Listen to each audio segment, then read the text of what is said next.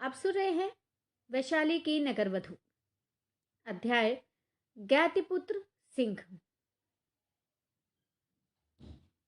ज्ञातिपुत्र सिंह तक्षशिला के विश्व विश्रुत विश्वविद्यालय में वहां के दिशा प्रमुख युद्ध विद्या के एकांत आचार्य बहुलाश्व से रण चातुरी और राजनीति का अध्ययन कर ससम्मान स्नातक हो 10 वर्ष बाद वैशाली में लौटे थे। विश्वविद्यालय में अध्ययन करते हुए उन्होंने परशुपुरी के शास के साथ हुए विकट युद्धों में अपने धैर्य, प्रत्युत्पन्नमति और चातुरी का बड़ा भारी परिचय दिया था और उनके शौर्य पर मुग्ध होकर आचार्य बहुलाश्व ने अपनी इकलौती पुत्री रोहिणी उन्हें ब्याह दी थी। सो ज्ञातिपुत्र बहुत सामान, बहुत सा यश और चंद्र किरण के समान दिव्य दिवांगना पत्नी को संग ले वैशाली आए थे। इससे वैशाली में उनके स्वागत सत्कार की धूम मच गई थी। उनके साथ 5 और लिच्छवी तरुण विविध विद्याओं में पारंगत हो तक्षशिला के स्नातक की प्रतिष्ठा सहित वैशाली लौटे थे तथा गांधारपति ने वैशाली गणतंत्र से मैत्री बंधन दृढ़ करने के अभिप्राय से गांधार के 10 नागरिकों का एक शिष्ट दल 10 अजानीय असाधारण अश्व और बहुत सी उपादेय सामग्री देकर भेजा था। इस दल का नायक एक वीर गांधार तरुण था। वह वही वीर योद्धा था जिसने उत्तर कुरु के देवासुर संग्राम में देवराज इंद्र के आमंत्रण पर असाधारण सहायता देकर असुरों को पद दलित किया था और देवराज इंद्र ने जिसे अपने हाथों से पारिजात पुष्पों की अम्लान दिव्यमाला भेंट कर देवों के समान सम्मानित किया था। इन संपूर्ण बहुमान्य अतिथियों के सम्मान में गणपति सुनंद ने एक उद्यान भोज और पान गोष्ठी का आयोजन किया था। इस समारोह में सम्मिलित होने के लिए वैशाली के अनेक प्रमुख लिच्छवी और अलिच्छवी नागरिक और महिलाएं आमंत्रित की गई थी। गण उद्यान रंगीन पताकाओं और स्वस्तिकों से खूब सजाया गया था तथा विशेष प्रकार से रोशनी की व्यवस्था की गई थी। सुगंधित तेलों से भरे हुए दीप और शलाकाएं स्थान स्थान पर आधारों में जल रहे थे। ज्ञातिपुत्र सिंह ने एथेंस का बना एक महामूल्यवान चोगा पहना था। यह चोगा यवन राजा ने उन्हें उस समय भेंट किया था जब उन्होंने एथेंस के वीरों के साथ मिलकर परशुपुरी के शासनोशास से युद्ध करके असाधारण शौर्य प्रकट किया था। उनके पैरों में एक पुटबद्ध लाल रंग का उपाना था और सिर पर लाल रंग के कमलों की एक माला यावनिक पद्धति से बांधी गई थी जो उनके सुंदर चमकदार केशों पर खूब सज रही थी। इस सज्जा में वे एक संपन्न यवन तरुण से दिख पड़ रहे थे। उनकी गांधारी पत्नी रोहिणी ने सुरुचित संपन्न काशिक कोशे का उत्तरीय अंतरवासक और कंचुकी धारण की थी। उसके सुनहरे केशों को ताजे फूलों से सजाया गया था जिसमें अद्भुत कला का प्रदर्शन था। चेहरे पे हल्का वर्णचूर्ण था, कानों में हीरक कुंडल और कंठ में केवल एक मुक्ता माला थी। उसकी लंबी छरहरी देह दृष्टि अत्यंत गौर, स्वच्छ, संगमरमर सा चिकना गात्र, कमल के समान मुख और बहुमूल्य नीलम के समान पानीदार आंखें उसे दुनिया की लाखों करोड़ों स्त्रियों से पृथक कर रही थी। उस असाधारण तेज रूप और गरिमामयी रमणी की ओर उस पान गोष्ठी में अनगिनत आंखें उठकर अपलक रह जाती थी।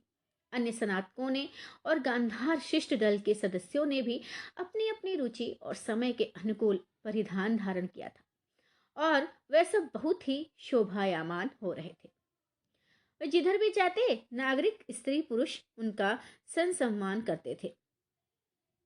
वैशाली के नागरिक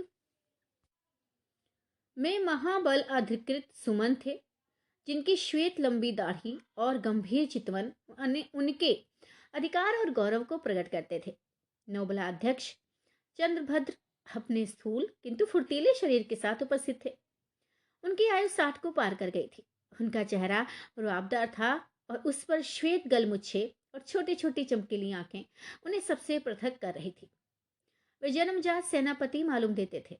वे फक्कड़, हंसमुख और मिलनसार भी थे और इधर उधर चुहल करते फिर रहे थे। इस समय वे खूब भड़कीली पोशाक पहने थे। क्षेत्रीय अशालियायन आशवलायन भी इस गोष्ठी की शोभा बढ़ा रहे थे। ये प्रसिद्ध गृह सूत्रों के निर्माता कर्मकांडी ब्राह्मण थे। ये कमर में पाडंबर पहने और कंधे पर काशी का बहुमूल्य शाल डाले, लंबी चुटिया फटकारे, बड़बड़कर बातें बना रहे थे और बात बात पर अपने गृह सूत्रों का ही राग अलाप रहे थे। इनकी कमर में श्वेत जनेऊ था, इनकी खोपड़ी गंजी, चेहरा सफाचट और दांत कुछ गायब, कुछ सड़े हुए, शरीर लंबा दुबला, जैसे हड्डियों पर खाल चढ़ाती हो। अपनी मिचमिची आंखों से घूर घूर कर सुंदरियों को ताक रहे थे। इनकी बगल में उपनायक शूरसेन अपने ढिगने गोलमटोल शरीर को विविध शस्त्रों और आभरणों से सजाए किसी अभियानकर्ता से कम नहीं प्रतीत होते थे। ये बड़े विनोदी पुरुष थे और संगीत की इन्हें सनक थी। इनके संगीत की प्रशंसा करने पर इनसे सब कुछ लिया जा सकता था। ब्राह्मण मठ के आचार्य महापंडित भारद्वाज अपनी लंबी चुटिया फटकारे, तांबे के समान चमकदार शरीर पर स्वच्छ जनेऊ धारण किए महाज्ञानी दार्शनिक गोपाल से उलझ रहे थे। गोपाल हंस हंस कर अपना तर्क भी करते जाते थे और गोल गोल ललचाई आंखों से सुंदरियों की रूप सुधा का पान भी करते जाते थे। उनके इस आचरण पर कुछ मुग्धाएं झेप रही थी और कुछ प्रोहणाएं मुस्कुरा रही थी। परंतु एक व्यक्ति सबसे अलग अलग मानो सबको अपने से तुच्छ समझता हुआ, सबका बारीकी से निरीक्षण करता हुआ, कुछ मुस्कुराता कुछ गुनगुनाता घूम रहा था। उसके वस्त्र बहुमूल्य पर अस्त व्यस्त थे। उसकी आयु का कुछ पता नहीं लगता था कि कितनी है। शरीर ऐसा सुगठित दिख रहा था कि कदाचित वह एक मजबूत सांड को भी गिरा दे। कुछ लोग उससे बात करना चाहते थे, पर वह किसी को मुंह नहीं लगाता था। लोग उसकी ओर संकेत करके बहुत भांति की बातें करते थे, कुछ चमत्कृत नेत्रों से और कुछ संदिग्ध भाव से उसकी ओर ताक रहे थे। वास्तव में यह वैशाली का प्रसिद्ध कीमियागर वैज्ञानिक सिद्ध गौडपाद था, जिसकी बाबत प्रसिद्ध था कि उसके पास पारस मणि है और वह पर्वत को भी स्वर्ण कर सकता है तथा उसकी आयु सैकड़ों वर्ष की है। तरुण मंडल में युवराज स्वर्णसेन, उनके मित्र सांधि विग्रहिक जयराज और अटवी रक्षक राज्य स्वर्णसेन, उनके मित्र सांधि विग्रहिक जयराज और अटवी रक्षक महायुद्धवीर युवक सूर्यमल का एक गुट था, जो हंस हंसकर तरुण जनों की व्याख्या, खासकर रोहिणी की रूप ज्योति की अम्बपाली से तुलना करने में व्यस्त था। नगरपाल सौभद्र और उपनायक अजित, ये दो तरुण खुसफुस अलग कुछ बातें कर रहे थे। महिलाओं में उल्का चेल के शौलिक की पत्नी रंभा सबका ध्यान अपनी ओर आकर्षित कर रही थी। वह बसंत की दोपहरी की भांति खिली हुई सुंदरी थी। उसके हास्य भरे होंठ, कटाक्ष भरे नेत्र और मद भरी चाल मन को मोहे बिना छोड़ती ही नहीं थी। वह बड़ी मुंहफट, हासिल जवाब और चपला थी। एक प्रकार से जितनी लिच्छवी तरुणियां वहां उपस्थित थी, वह उन सबकी नेत्री होकर गांधारी बहु रोहिणी को घेरे बैठी थी। उसके कारण क्षण क्षण में तरुणी मंडली से एक हंसी का ठहाका उठता था और गोष्ठी के लोग उधर देखने को विवश हो जाते थे। इसमें संदेह नहीं कि रोहिणी एक दिव्यांगना थी और रूप चक्षटा उसकी अद्वितीय थी। परंतु एक असाधारण बाला भी यहाँ इस तरुणी मंडली में थी, जो लाज नवाई चुपचाप बैठी थी और कभी कभी सिर्फ मुस्कुरा देती थी। उसकी लुनाई रोहिणी से बिल्कुल ही भिन्न थी। उसकी आंखें गहरी काली और ऐसी कटीली थी कि उनके सामने हकार बिना घायल हुए बचने का कोई उपाय ही नहीं था। उसके केश अत्यंत घने, काले और खूब चमकीले थे। गात्र का रंग नवीन केले के पत्ते के समान और चेहरा ताजी सेब के समान रंगीन था। उसका उत्सुक यौवन, कोकिल कंठ, मस्तानी चाल, ये सब ऐसे थे जिनकी उपमा नहीं थी। पर इन सब से अपूर्व सुषमा की खान उसकी वृणा थी। वह ओस से भरे हुए एक बड़े ताजे गुलाब के फूल की भांति थी, जो अपने ही भार से नीचे झुक गया हो। इस भुवन मोहिनी कुमारी बाला का नाम मधु था और ये महाबल अधिकृत सुमन की इकलौती पुत्री थी। इतने सामान्य अतिथि गण उद्यान में आ चुके थे और एक प्रहर रात्रि भी जा चुकी थी।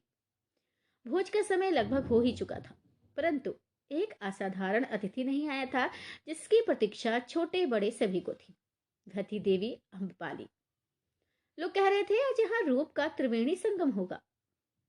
सिंह को सम्मुख देखते ही 9 बाल अधिकृत चंद्रप्रद भद्र दोनों हाथ फैलाकर आगे बढ़े। उन्होंने कहा, स्वागत सिंह, वैशाली में तुम्हारा स्वागत है, और गांधारी सुषमा का भी। आज आयुष्मान, तुझे देखकर बहुत पुरानी बात याद आ गई। उस बात को आज 20 वर्ष बीत गए। पुत्र, तुम्हारे पिता अर्जुन तब महाबल अधिकृत थे और मैं उनका उपनायक था। उन्होंने किस प्रकार कमल द्वार पर सारी मगध सेना के हथियार रखवाए थे, और एक नीच मागध बंदी ने, जिसे तुम्हारे पिता ने कृपा कर जीवन दान दिया था, धोखे से रात को मार डाला था। उस दिन हर्ष विषाद के झूले में वैशाली झूली थी। पुत्र, वही मागध आज फिर अपनी लोल्प राज्य लिप्सा से हमारे गढ़ को विष दृष्टि से देख रहे हैं। सिंह ने हाथ उठाकर वृद्ध सेनापति का अभिवादन करके कहा, भंते सेनापति, मैं प्रतिज्ञा करता हूं कि मागधों से पिता के प्राणों का मूल्य लूंगा, अपने रक्त की प्रत्येक बूंद देकर भी, एक सच्चे लिच्छवी तरुण की भांति। साधु सिंह, साधु, तो अब मुझे वृद्ध होने का खेद नहीं, परंतु क्या भंते? आयुष्मान, तेरा ये वेश तो बिल्कुल ही पराया है। भंते सेनापति, आचार्य बहुलाश्व ने जब मुझे तक्षशिला से विदा किया था, तब 2 बहुमूल्य सिद्धि थी। एक अपनी इकलौती पुत्री रोहिणी, और दूसरा ये बात कि पुत्र, विश्व के मानवों में परायेपन का भाव मत रखना। इस पर रंभा ने हंसकर नटखट पने से कहा, तो सिंह कुमार, इन दोनों बहुमूल्य वस्तुओं में से एक रोहिणी को तो मैं पसंद करती हूँ, और दूसरी को मैं। आयुष्मान, तुम रंभा से सुलझो, मैं तब तक अतिथियों को देखूं। सेनापति चंद्रभद्र ने क्षोत्रिय अश्वलायन को दूर से देखा तो हर्ष से चिल्लाते हुए उनके पास दौड़े आए और कहा, स्वागत मित्र। अश्वलायन, खूब आए, कभी कभी तो मिला करो यार, कहो कैसे रहे मित्र। परंतु सेनापति, गृह सूत्रों के रचने से समय मिले तब तो मैं चाहता हूं कि गृहस्थों की व्यवस्था स्थापित हो जाए और उनमें खोडश संस्कारों का प्रचलन हो। ये तो बहुत अच्छा है, परंतु क्या रात दिन सूत्री रचते हो, कभी अवकाश ही नहीं पाते? पाता क्यों नहीं सेनापति, पर अवकाश के समय ब्राह्मण जी जो भुजंगनी से लिपटती हैं, अरे क्या कहूँ सेनापति, जो जो वह बूढ़ी होती जाती हैं, उनका चाव श्रृंगार बढ़ता ही जाता है, देखोगे तो। समझ गया, परंतु आज कैसे ब्राह्मणी से अवकाश मिल गया मित्र? अरे उस पापिष्ठा अम्बपाली को देखने का कौतूहल खींच लाया। उसके आवास में तो हीरे मोती बिखेरने वाले ही जा सकते हैं भैया, मेरे जैसे दरिद्र ब्राह्मण नहीं। अच्छा, तो ये बात है मित्र। हर्षलायन, किंतु क्या ब्राह्मणी से ये बात कह आए हो? अरे नहीं, कहता तो क्या यहाँ आ पाता। अरे जानते नहीं सेनापति, डायन इतनी ईर्ष्या करती है, इतना संदेह करती है कि क्या कहूँ। तनिक किसी दासी ने हंसकर देखा कि बिना उसे बेचे चैन नहीं लेगी।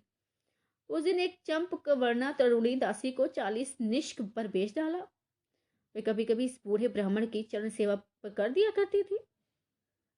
सेनापति, कृत्या है कृत्या। हो तो मित्र अर्शलायन, उस पापिष्ठा बपाली को देखने के लिए इतनी जोखिम क्यों उठा रहे हो? यूं ही सेनापति, अब विश्व में पाप उन दोनों का ही स्पर्श करना चाहिए।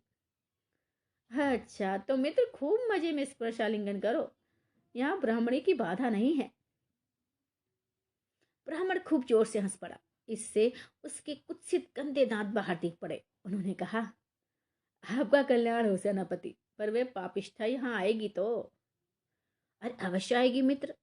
आयुष्मान सिंह और उससे अधिक उसकी गांधारी पत्नी को देखने के लिए देवी अम्पाली बहुत उत्सुक है।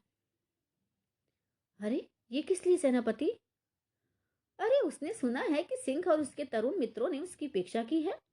देखते नहीं, वह गांधारी कन्या, देव कन्या, अरे ऐसी अप्रतिम रूप ज्योति लेकर वैशाली में आई है, जिससे अम्पाली को ईर्ष्या हो सकती है। ऐसा है, तब तो सेनापति उस गांधारी कन्या को भी भली भांति देखना होगा। अरे सब कुछ देखो मित्र, आज यहाँ रूप की हाट लग रही है। ये देखो, वे नायक शूरसेन महापंडित भारद्वाज इधर ही को आ रहे हैं। खूब आए शूरसेन, आओ मैं मित्र अर्शलायन क्षत्रिय से तुम्हारा परिचय करा दूं। हुआ, परंतु सेनापति, देवी अम्बपाली अभी तक क्यों नहीं आई, कह सकते हैं? नहीं नायक, परंतु वे आएंगी तो। अरे अवश्य आएंगी नायक सूरसेन, तुम उनके लिए इतने उत्सुक क्यों हो? देखूंगा, एक बार देखूंगा। अरे सुना है उसने कौशल प्रसेनजीत को निराश कर दिया है। अरे रे, महापंडित भारद्वाज ने हाथ उठाकर नाटकीय ढंग से कहा, अरे अरे अरे, ये वैशाली की यक्षिणी है, मैं उसे मंत्र बल से बद्ध करूंगा। गणित और ज्योतिषी के उद्गत ज्ञाता त्रिकालदर्शी सूर्यभट्ट ने अपने बड़े डेल डोल को पीछे से लाकर कहा, हो मैं कहता हूं महापंडित जन्म जन्मांतर से उस यक्षिणी से आवेशित हैं। सबने लौट कर देखा। सूर्यभट्ट और महादार्शनिक गोपाल पीछे गंभीर मुद्रा में खड़े हैं। सूर्यभट्ट की बात सुनकर दार्शनिक और तार्किक गोपाल बोले, हाँ हो भी सकता है, नहीं भी हो सकता है। अब ये नहीं कि नहीं हो सकता है। इस इन महान पुरुषों के सामने की एक स्फटिक शिला पर युवराज स्वर्णसेन, सूर्यमल, सांदी विग्रहिक, जयराज और आगार कोष्ठक सुभद्र बैठे थे। युवराज ने कहा, क्यों सौभद्र, क्या कारण है कि तुम कल रात मेरी पान गोष्ठी में नहीं आए और यहाँ अभी से उपस्थित हो?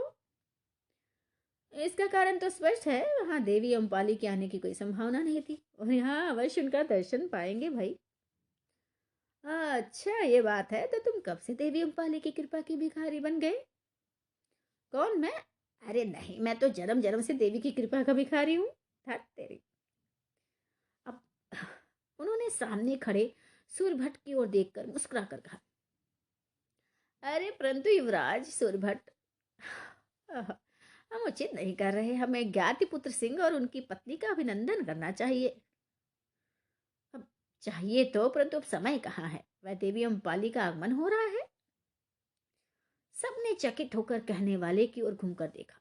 आचार्य गौड़पाद भावहीन रीति से मुस्कुरा रहे हैं। तरुणों ने उनकी उपस्थिति से अप्रतिभ होकर कहा, नहीं नहीं नहीं नहीं, अभी भी समय है, पान आरंभ नहीं हुआ, चलो हम लोग सिंह के पास चले। तीनों तरुण तेजी से उधर चल दिए जहां तरुण मंडल से घिरे सिंह उनके विविध प्रश्नों के उत्तर में उनके कौतूहल को दूर कर उनका मनोरंजन कर रहे थे। देवी अम्बपाली अपनी दो दासियों के साथ आई थी। उन्होंने अपना प्रिय श्वेत कौशेय का उत्तरीय और लाल अंतर्वार्षक पहना था।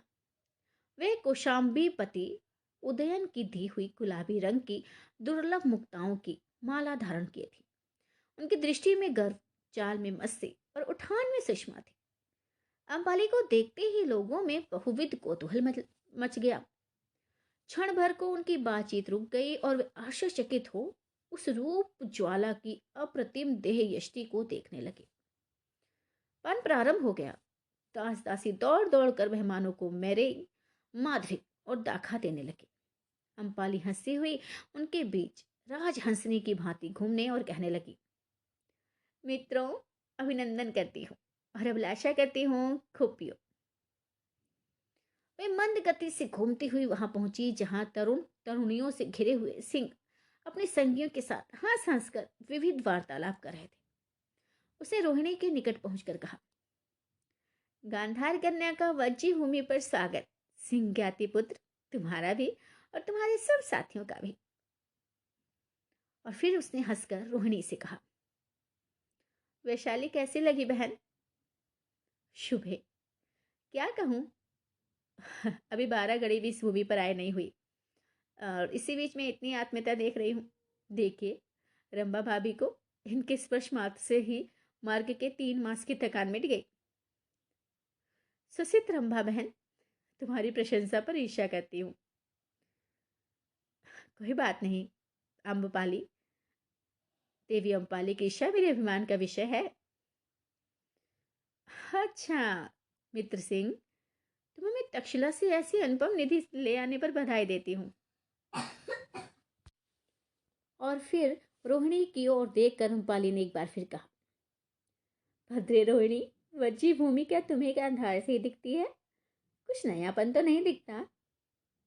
क्या कहूँ, अम्बपाली बहन एक बात में वज्जी भूमि में सहन नहीं कर सकती।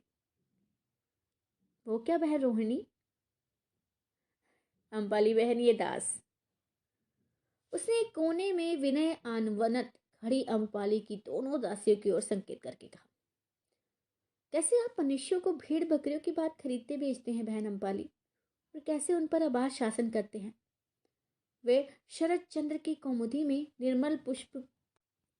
निर्मल पुष्करणी में खिले कुमुदनी की भांति स्निग्ध शीतल सुषमा बिखेरने वाली अम्पाली की यौवनी दासी मदलेखा के निकट आई। इसकी लज्जा से झुकी हुई ठोड़ी उठाई और कहा, कैसे सहती हुई बहन इतना? जब हम सब बातें करते हैं, हंसते हैं, विनोद करते हैं, तो मूक बधिर से चुपचाप खड़ी कैसे रह सकती हो? निर्मम पाषाण प्रतिमा से यही विनय तुम्हें सिखाया गया है? ओह, तुम हमारे हास्य में हंसती नहीं और हमारे विलास में से प्रभावित भी नहीं होती। रोहिणी ने आंखों में आंसू भरकर मदलेखा को छाती से लगा लिया, फिर पूछा, तुम्हारा नाम क्या है हला? मदलेखा ने घुटनों तक धरती में झुक कर रोहिणी का अभिवादन किया और कहा, देवी दासी का नाम मदलेखा है। दासी नहीं हला। अच्छा देवी अम्रपाली, जब तक हम यहाँ हैं, कुछ क्षणों के लिए मदलेखा और उसकी संगनी को क्या नाम है तुम्हारा? उसका? हाँ, हज्जे चंद्रभागा। सुंदर। मदलेखा और चंद्रभागा को स्वच्छंद इस पान गोष्ठी में भाग लेने और आमोद प्रमोद करने की स्वाधीनता दे दी जाए, जिसमें गांधार कुमारी का प्रसाद हो। अम्पाली ने हंसते हुए फिर उसने स्वर्णसेन की ओर हाथ करके कहा, युवराज क्यों नहीं, तुम बज्जी में दासों को अदास कर देते हो। रोहिणी, क्या युवराज ऐसा करने की क्षमता रखते हैं? अरे नहीं भद्रे, मुझमें यह क्षमता नहीं है। दासों की संख्या अधिक है, फिर वज्जी भूमि में अलिच्छवियों के दास ही अधिक हैं। वज्जी में अलिच्छवी? हाँ भद्रे, वे लिच्छवियों से कुछ कम है। वे सब कर्मकर ही नहीं हैं, आर्य हैं, उनमें ब्राह्मण हैं, वैश्य हैं। उन्हें वज्जी शासन में अधिकार नहीं है, पर उनमें बहुत से भारी भारी धन कुबेर है। उनके पास बहुत धरती है, लाखों करोड़ों का व्यापार है जो देश देशांतरों में फैला हुआ है। उनके ऊपर किसी प्रकार का राजभार नहीं, ना वे युद्ध करते हैं। वे स्वतंत्र और समृद्ध जीवन बिताते हैं। उन्हें नागरिकता के संपूर्ण अधिकार वज्जी भूमि में प्राप्त हैं। उनका बिना दासों के काम चल ही नहीं सकता। फिर यवन, काम्बोज, कोसल और मगध के राज्यों से बिकने को निरंतर दास वज्जी भूमि में आते रहते हैं। परंतु युवराज ये कर्म कर जनों से वेतन शुल्क देकर अपना काम करा सकते हैं? असंभव है शुभे। इन अलिच्छवियों की गुत्थियां हमारे सामने बहुत टेढ़ी हैं। ये आचार्य आशुलायन यहाँ विराजमान है, और इन्हीं से पूछिए, ये क्षत्रिय ब्राह्मण हैं और अलिच्छवियों के मुखिया हैं। आर्य आशुलायन अपनी मिचमिची आंखों से इन सुंदरियों की रूप सुधा पी रहे थे। अब उन्होंने उनकी कमल जैसी आंखें अपनी ओर उठती देकर कहा, शांतम पापम, भद्रे दास दास हैं और आर्यार हैं। मैं क्षत्रिय ब्राह्मण हूँ, नित्य षोडशोपचार सहित षड कर्म करता हूँ, षडंग वेदों का ज्ञाता हूँ, दर्शनों पर मैंने व्याख्या की है और ग्रह सूत्रों का निर्माण किया है। सो ये अधम क्रीत दास का मेरे समान हो सकते हैं, आर्यों के समान हो सकते हैं। उन्होंने अपने नेत्रों को तनिक और विस्तार से फैलाकर और अपने गंदे गलित दांतों को निपोर कर मैरे के घड़े में से सूरा चषक भरते हुए तरुण कालिदास की ओर रोषपूर्ण ढंग से देखा। देवी अम्पाली खिलखिला कर हंस पड़ी। उन्होंने अपनी सुंदर दासी मदलेखा की ओर संकेत करके कहा, और आर्य, उस नवनीत कुमलांगी यवनी के संबंध में आप क्या राय रखते हैं? आर्य आशुलायन का रोष तुरंत ठंडा हो गया। उन्होंने नेत्रों में अनुराग और होठों में हंस भरकर कहा, अरे अरे, उसकी बात जुदा है देवी अम्पाली, फिर भी दास दास है और आर्य आर्य। किंतु आर्य, ये तो अत्यंत निष्ठुरता है, अन्याय है। कैसे आप ये कर पाते हैं और कैसे इसे वे सहन करते हैं? इस विनय, संस्कृति, शोभा और सौष्ठव की मूर्ति मदलेखा को हज्जे कहकर पुकारने में आपको कष्ट नहीं होता? रोहिणी ने फिर कहा, किंतु भद्रे, हम इन दासों के साथ अत्यंत कृपा करते हैं। फिर वज्जी के नियम भी उनके लिए उदार हैं। वज्जी के दास बाहर बेचे नहीं जाते। किंतु आर्य समाज में सब मनुष्य समान हैं। नहीं भद्रे, मैं समाज का नियंता हूँ। समाज में सब समान नहीं हो सकते। इसी वज्जी में ये लिच्छवी हैं, जिनके अष्टकुल पृथक पृथक है। ये किसी अलिच्छवी माता पिता की संतान को लिच्छवी नहीं मानते। अभिषेक पुष्करणी में वही लिच्छवी स्नान कर पाता है जिसके माता पिता दोनों ही लिच्छवी हों और उसका गौर वर्ण हो। इसके लिए इन लिच्छवियों के नियम बहुत कड़े हैं। फिर हम क्षत्रिय ब्राह्मण हैं, शुद्ध आर्य गृहपति वैश्य हैं जो 16 संस्कार करते हैं और 5 महायज्ञ करते हैं। अध गोरे कर्मकर हैं और काले दासमी हैं जो मगध, चंपा, ताम्रपर्णी से लेकर तुर्क और काकेशस एवं तक से वज्र भूमि में बिकने आते हैं। भद्रे, इन सब में समानता कैसे हो सकती है? सबकी भाषा भिन्न, रंग भिन्न, संस्कृति भिन्न और रक्त भिन्न है। किंतु आर्य हमारे गांधार में ऐसा नहीं है। वहाँ सबका एक ही रंग है, एक ही भाषा है, एक ही रक्त है। वहाँ हमारा संपूर्ण राष्ट्र एक है। वो कैसा अच्छा होता आर्य, यदि यहाँ भी ऐसा ही होता। ऐसा नहीं हो सकता बहन, अम्पाली ने हंसकर कहा। अब तुम गांधार के स्वतंत्र वातावरण का सुख स्वप्न भूल जाओ। वज्जी संघ को आत्मसात करो, जहाँ युवराज स्वर्णसेन जैसे लिच्छवी तरुण और आर्य अश्वलायन जैसे क्षत्रिय ब्राह्मण रहते हैं, जिन्हें बड़े बने रहना ही होगा। इन्हें दास चाहिए, दासी चाहिए और भोग चाहिए, किंतु क्या बातों में ही रहेगी शुभी गांधार पुत्री। अब थोड़ा पान करो, हज्जे मत लेखा, गांधारी देवी को मत दो। नहीं नहीं सौम्य, तुम यहाँ आकर मेरे निकट बैठो। मत लेखा, तो ऐसा ही हो भद्रे। मत लेखा, गांधारी देवी जैसा कहें वैसा ही करो। जे तू भट्टनी दासी। दासी नहीं, हला, यहाँ बैठो। हाँ अब ठीक है। युवराज स्वर्णसेन, आपको कुछ आपत्ति तो नहीं है? नहीं भद्रे, आपकी उदारता प्रशंसनीय है, परंतु मुझे भय है इससे आप उनका कुछ भी भला नहीं कर सकेंगी। कैसे दुख की बात है प्रिय। गांधार से आते हुए मैंने जब प्राची के समृद्ध नगरों की पण्य विधियों में पड़े हुए स्वर्ण रत्न और ठसाठस साधन सामग्री देखी तो मुझे बड़ा आघात हुआ। मैं स्वीकार करती हूँ कि हम गांधार गण इतना ठाट बाट नहीं रखते, पर जब दासों, चांडालों और कर्मकरों के टूटे फूटे झोपड़े और उनके घृणास्पद उचिष्ट आहार तथा उन पर पशुओं की भांति आर्य नागरिकों का शासन देखा, मेरा हृदय दुख से भर गया। दासता और दारिद्र्य का ये दायित्व किस पर है प्रिय? गांधारी ने सिंह से कहा। सुनो गांधारी, कदाचित उस बूढ़े राजा पर जिसे तुमने कलमाश दंभ में देखा था, जिसके झुर्री भरे मुंह पर अशोभनीय दाढ़ी थी और पीले पीले सिर पर एक भारी मुकुट था जिसमें शेरों सोना हीरा मोती जड़ा हुआ था, उस पर क्यों प्रिय? क्योंकि वह अधिकार को बहुत महत्व देता है। वह अपने राज्य का सबसे धनी है, सबसे बड़ा और सबसे स्वच्छंद व्यक्ति है। उसके पास बिना ही कोई काम के दुनिया भर की दौलत चली आती है। राजभर में फैले हुए दास, कर्मकर और प्रजावर्गीय जन उसी की संपत्ति हैं। ये दासों का तो अधिपति है ही, प्रजा के सर्वस्व का भी स्वामी है। वह उनकी युवती पुत्रियों को भी अपनी विलास कामना के लिए अपने अंतःपुर में जितनी चाहे भर सकता है। उनके तरुण पुत्रों को अपने अकारण युद्धों में मरवा सकता है। वे प्रजा की पसीने की कमाई को बड़े बड़े महल बनवाने और उन्हें भांति भांति के सुख स्वप्नों से भरपूर करने में खर्च कर सकता है। उसकी आज्ञा सर्वोपरि है। छी छी छी छी छी, कैसे लोग ये सहन करते हैं प्रिय?